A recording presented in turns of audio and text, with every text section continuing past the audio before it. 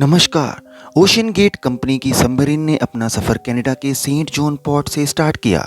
जिस लोकेशन पर इसको ओशन के अंदर डाइव करना था वो सेंट जॉन पोर्ट से 700 किलोमीटर दूर नॉर्थ अटलांटिक ओशन में था और इसी पॉइंट पर ठंडे पानी के नीचे ओशन अटलांटिक की गहराइयों में टाइटैनिक की शिपरेक भी मौजूद है।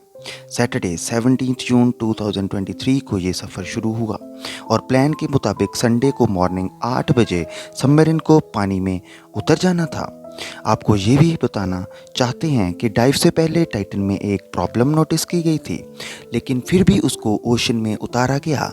वो प्रॉब्लम क्या थी और इसका पता होने के बाद भी ये खतरा मोल क्यों लिया गया, आइए जानते हैं इस वीडियो में। आपका स्वागत है इन्फॉर्मेशन एंड मोटिवेशन चैनल में। इस सफ़र में टोटल 5 लोग गए थे। नंबर 1, एक्शन एविएशन के फाउंडर हामिश हार्डिंग। इन्होंने जेफ बेजोस के साथ स्पेस में भी ट्रैवल किया था। दूसरे नंबर पे हैं स्टॉकटन रश, जो ओशन गेट के सीईओ भी थे और इसे अमेरिकन कंपनी ओशन टूरिज्म के लिए सबमर्सिबल्स बनाती है। अगले थे 77 साल के पॉल हेनरी, जिन्होंने पहले भी टाइटैनिक को विजिट किया था। ये शिपरेक के एक्सपर्ट थे और इनको टाइटैनिक के बिखरे पार्ट्स की काफ़ी नॉलेज थी। और आखिर में हैं पाकिस्तान बिजनेस टाइकून शहजादा दाऊद और उनके 19 साल के बेटे सुलेमान दाऊद, वो भी इसी सबमरीन का हिस्सा थे। 17 जून को डाइव करने से पहले हामिश हार्डिन ने इंटरनेट पे अपना आखिरी पोस्ट डालकर बताया था कि बहुत सर्दी के मौसम की वजह से उनकी डाइव डिले हो गई है। कल सुबह जब मौसम बेहतर होगा तो हम डाइव कर जाएंगे। ये 5 लोग अपना शौक पूरा करने के लिए वर्ल्ड फेमस टाइटैनिक का मलबा देखने के लिए जा रहे थे। 1912 में डूबने के बाद अगले कई सालों तक इसको तलाश करने की कोशिश की गई थी, लेकिन अटलांटिक ओशन की हार्श कंडीशंस की वजह से ये काम इतना आसान नहीं था। फिर 1985 में जाकर ओशन के फ्लोर में आरएमएस टाइटैनिक का मलबा मिल ही गया। टाइटैनिक अपने पीछे इतने सवाल छोड़ गया था कि अब इनके जवाब तलाश करने का वक्त आ चुका था। बहुत सारे एक्सपीडिशंस अरेंज किए गए जिसमें अलग अलग कंट्रीज़ के एक्सपर्ट्स और रिसर्चर्स ने टाइटैनिक शिपरेक का रुख किया। Canadian film maker James Cameron ने 1995 में टाइटैनिक मलबे के 30 से ज़्यादा दौरे किए। फिर 1997 में टाइटैनिक मूवी रिलीज़ की गई। टाइटैनिक मूवी एक बहुत बड़ी हिट साबित हुई। इसने इतनी धूम मचाई कि अब टाइटैनिक के मलबे को खुद जाकर देखना बहुत सारे लोगों का सपना बन गया।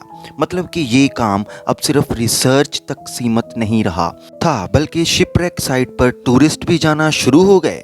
कहा जाता है कि ओशन की गहराई तक जाना स्पेस में जाने से भी ज़्यादा मुश्किल है और इसका सबसे बड़ा रीज़न है पानी का प्रेशर। टाइटैनिक शिपरेक समंदर के सरफेस के 4000 मीटर यानी 4 किलोमीटर नीचे है। इस गहराई को इमेजिन करना हो तो आप बुर्ज खलीफा से अंदाज़ा लगाएं कि टाइटैनिक का मलबा समंदर में लगभग 5 टाइम्स बुर्ज खलीफा जितना गहराई में है। इस पॉइंट पे पानी का प्रेशर 5800 psi होता है। ये इतना प्रेशर होगा कि इंसान के पूरे जिस्म पर नहीं बल्कि 1 स्क्वायर इंच के हिस्से पर एक हाथी खड़ा कर दिया जाए। तो अब आप अंदाज़ा लगा सकते हो कि एक सबमरीन में कितने स्क्वायर इंचेस होंगे और इस पे कितना ज़्यादा प्रेशर पड़ता होगा। संडे 18 जून 2023 को दोपहर 12 बजे सबमरीन का सफ़र स्टार्ट हुआ।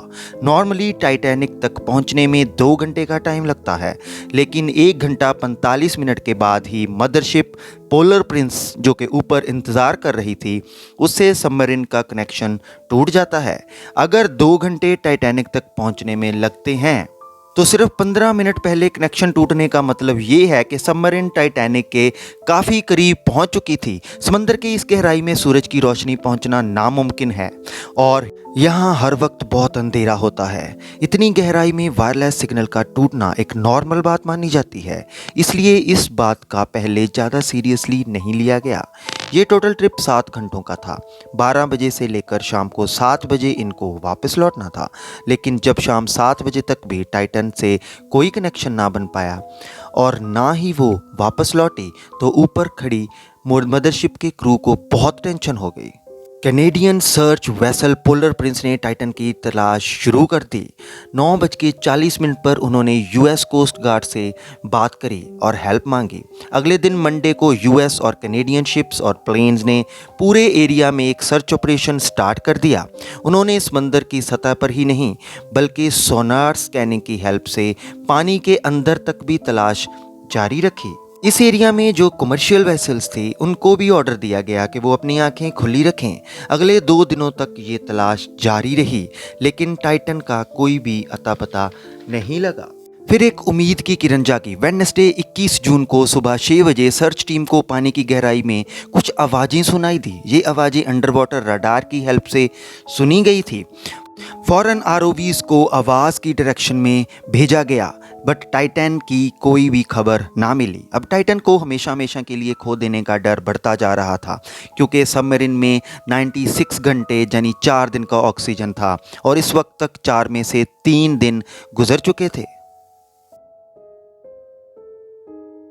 लेकिन यूएस, कनाडा और फ्रांस की सर्च टीम्स ने हिम्मत नहीं हारी। थर्सडे 22 जून को दोपहर 12 बजे आरओवीज को टाइटैनिक मलबे के पास भेजा गया। वहां पहुंचकर जो देखा गया वो दिल दहला देने वाला मंजर था। शाम को 3:48 पर आरओवी जो टाइटैनिक के मलबे के पास पहुंच चुकी थी, उसने टाइटन की टेल का एक पार्ट टाइटैनिक से सिर्फ 1600 फीट दूर पड़ा हुआ देखा। जो देखने गई थी टाइटैनिक का मलबा, अब वो खुद एक मलबा बन चुकी थी और दुनिया में हेडलाइंस भी बन चुकी थी। इसका सिर्फ एक ही मतलब है कि सबमरीन पानी का प्रेशर बर्दाश्त नहीं कर पाई और गहराइयों में ही फट गई। इस खबर ने पूरी दुनिया को हिला कर रख दिया। ओशन गेट्स की सेफ्टी पर भी सवाल उठने लगे।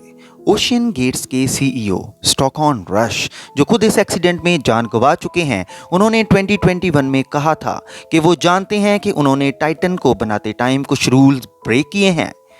उन्होंने टाइटन की बॉडी स्टील की नहीं बल्कि एविएशन ग्रेड कार्बन फाइबर से बनाई थी, पर वो इस इंडस्ट्री में कुछ नई इनोवेशन करना चाहते थे। इसीलिए स्टील को रिप्लेस करके कार्बन फाइबर का यूज़ किया गया था। पहली बार डाइव करने से पहले टाइटन को 5000 से 10,000 psi प्रेशर पे टेस्ट भी किया गया था, जिसमें वो पास हो गई थी।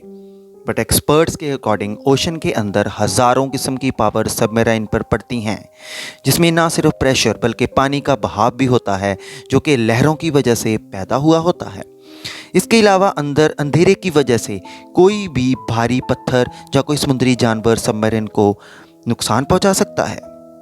कुछ भी हो, टाइटन की तबाही की एक वजह इसका कार्बन फाइबर का हल था, लेकिन दूसरी वजह इस पे पहले से मौजूद क्रैक्स भी थे।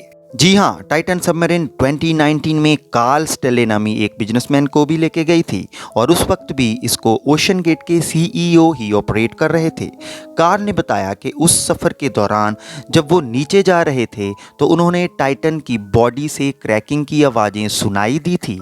I was actually even able to drive the submarine towards deeper water by the sound of the cracking getting louder. उस वक्त उन्होंने इस आवाज़ पर ज़्यादा ध्यान नहीं दिया, क्योंकि उनको ओशन गेट के सीईओ जिन्होंने खुद ये सबमरीन डिज़ाइन की थी उन पर पूरा विश्वास था।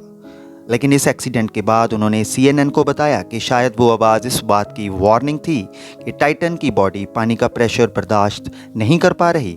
अगर ये बात सच है तो इसमें कोई शक नहीं कि टाइटन की बॉडी पे क्रैक पड़ना पहले से ही शुरू हो गया था।